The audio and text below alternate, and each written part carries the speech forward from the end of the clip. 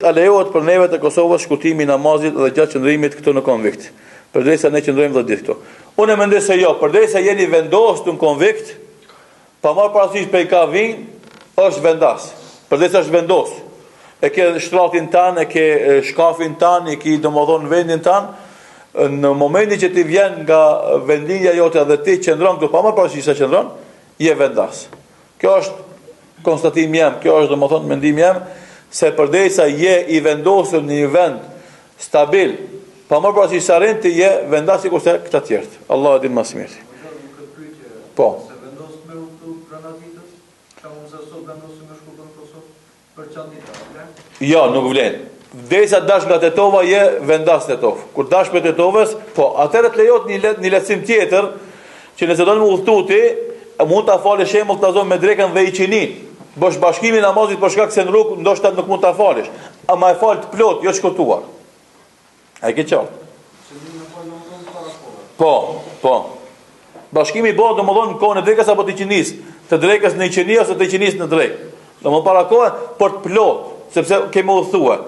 Ama nuk lejohet shkurtimi i namazit derisa nuk dash nga Tetova. Për shembull, nëse tash ti ke ardhur ta zonë nga Prishtina, supozojmë studion Tetov, dhe je vendosur në konvikt, ku e din ti vendin tanë stabil, ku kemi qenë gjatë kohës së studimit tanë. Ti në Prishtinë je vendas edhe në Tetova je vendas. Por, dole nga Tetova me shku në Shkup. Udhëtimi për Tetova me Shkup është udhëtim. Aty ke mundësi të mund Shkup ta shkurtosh namazin sepse nuk je në vendin, në qarkun e vendit ku je ti vendas, po ke dalë nga ai qark. Kështu që aty mund ta shkurtosh domosdoshmë namazin tanë. Përderisa në Tetov je vendas.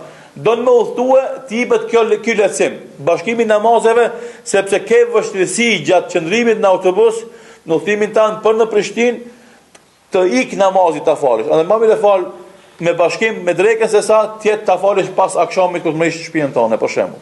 Po, ka rëndësi numri i kilometrave se Tetova me Shkup ka fat? Jo, si ka 75 km si pas mëdhejbet e Ebu Hanifes është do më lartësie. Po unë mendoj se ky përcaktim me kilometrat nuk është shumë edhe i saktë. Pse?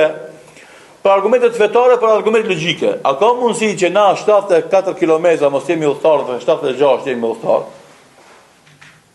Çfarë është dallimi në 2 kilometra? Andaj nuk është pa logjikë që 74 km nuk jemi udhëtar. 75 e gjysëm veç me u bëm udhëtar.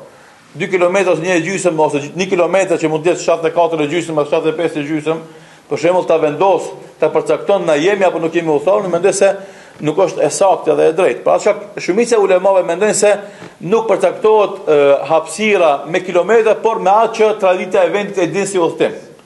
Nëse udhëtimi për shkak nga Tetova njihet traditën e popullit të Tetovës si udhëtim, udhëtar llogaritesh. Edhe zakonisht udhëtimi te na në Shkup për Tetovë dhe Tetova për Shkup është du të lajmërosh familjen se shkova në Tetov ose shkova në Shkup. Nuk është thjesht domethënë që po shkojmë pazar ose po shkojmë për shembull në një fshat këtu afër. Udhëtimi për Shkup është udhëtim special që informon familjen se do të shkoj në Shkup.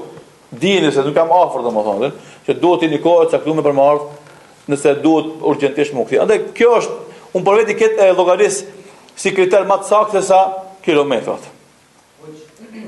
Është dispozita pasore mi shkurtu kur ti është udhëtar, mund është mi folë edhe go.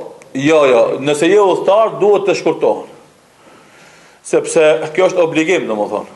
Nuk ke drejt i falësh të plota, por nëse je fal të plota, ke bëu gabim, ama namazi është në rregull. Po duhet të shkurtohen namazet kur të është njeriu udhëtar.